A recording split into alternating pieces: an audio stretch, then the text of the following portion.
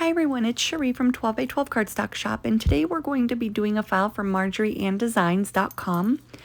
The tube I'm using of glue is art glitter glue from 12 by 12 Cardstock Shop. It's just in a fine line applicator from Amazon. And if you've been scrapbooking as long as me, I'm sure you have a stash of Prima flowers around the house.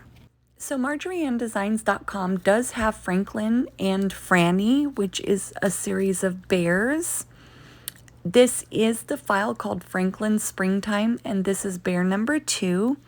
I imported him into Cricut Design Space at 10.0, and I let the height auto adjust with the lock-on in Cricut Design Space. So for the bear itself, I used a color caramel by American Crafts. All of my paper is by American Crafts, and I do prefer textured over smooth. This is my preference. You might like smooth more than textured. The pencil markings on the bear base are just for me to have a guide on where to glue the legs, because art glitter glue does dry very fast and you can't always slide a piece as easy as you think. So I won't go ahead and mark it that way, then I can just lay the pieces right down and they're in the perfect spot, so I don't have to worry about shifting them. After his legs are glued on, I'm going to go ahead and glue his body and his feet on. After I get those on, I glue the ears down. The color of the ear pads up there, that light pink, is the color Bubblegum by American Crafts. And right above his left ear, you'll see a light brown. That's the color Oatmeal by American Crafts. This blue little bone folder is actually a vinyl squeegee. I use it because it has felt on the end and it runs across the paper very smooth. Here I was going to glue his head down and I caught myself. I needed to glue the ear pads down first, even though I did it when I dry pieced it to make sure I had all my pieces. It was an oversight, which I do it more times than not, but I always catch myself, thankfully, and I went ahead and laid his head down. I did do the eyes off camera just because they do take so long. And sometimes they don't go as smooth the first time. I still throw faces and heads away because my eyelashes are wonky and not even, or I have one side that has more and one side that has less. Now that is acetate. 12 by 12 Cardstock Shop does sell acetate. I use it instead of a ruler because it is thin. It allows me to see through it, so I can do fine lines straight when I need to. Even if you were to add little dashes on your bear, that's what I use to put my little dashes, so that way I can make sure that it's an even line and that I'm not freehanding it with crooked ones. So after I got his muzzle and his nose glued on, I am going to glue his arms behind his body, as he's going to be holding a cute little flower pot. Now, the pattern does come with flowers, but I opted to go with Prima just because the Prima flowers give it more texture. And 12 by 12 Cardstock Shop does have mulberry paper, so if you go that route with a die cut, that will be really cute as well.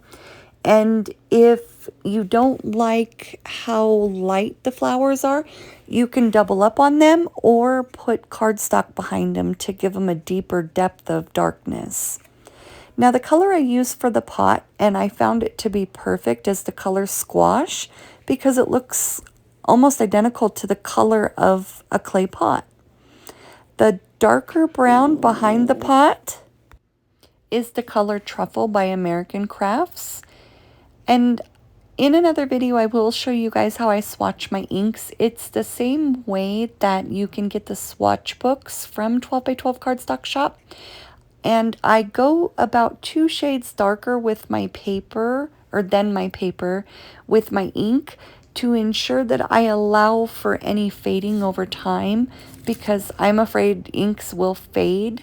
They say fade resistance, but I don't know 20 years from now or not if they're going to fade, and it's just going to be paper in my book, so I just try to compensate a little bit. The green is the color Leaf, and here I put my Prima flowers on. Now instead of those little yellow circles, guess what?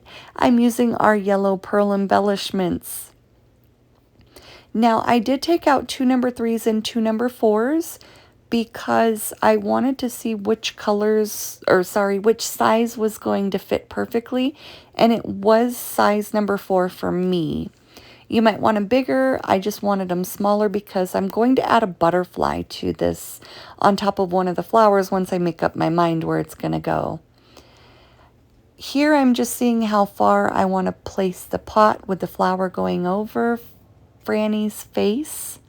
And I did cut a bow out that I'm going to put on at the end to make her Frannie instead of just Franklin, which comes with the file, and that's fine. This is Franklin's Springtime from MarjorieAnnDesigns.com, but I wanted Frannie. She does have Frannie and Franklin, and the bow is really the only difference, as they're identical bears. Now, my husband found me these little acrylic butterflies, and they also have flowers as well. Don't know where he found them from. He went out with my daughter, and they brought them back, and they're so cute and so perfect for what I'm doing. The pan pastel chalk I do use to add my white highlights of chalk, like to the eyes and to the nose. And a gel pen is what I use for my ears, my nose, my hands, just anything I want to add a little bit of brighter white highlight to than just chalk. The pan pastel is very rich in color, and you'll see here in a moment when I ink his one foot, if you're looking at it on the left side, it was too dark. So I went in with an eraser to lighten it up. I know Stampin' Up! And some of the other chalks are lighter, so you can go heavier with those. If you do get pan pastel, which I got mine from Amazon, you do have to go a little bit lighter handed. And I found putting it on my finger and then dabbing sometimes will allow me to have the lighter effect. But that's it, guys. Thank you for watching and have a good day.